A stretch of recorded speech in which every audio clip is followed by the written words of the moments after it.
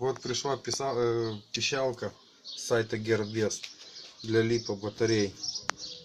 Очень хорошая штука, ставлю на ZMR 250. Показывает напряжение общее и побаночное. Вот и сейчас можно будет видеть во всех банках 11 вольт.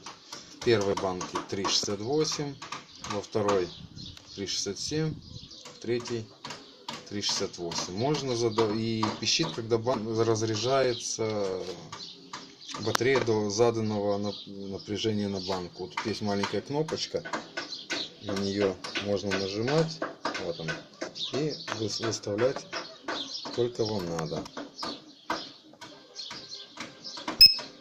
3,6 у меня стоит, 3,7, 3,8, выключено, 2,7.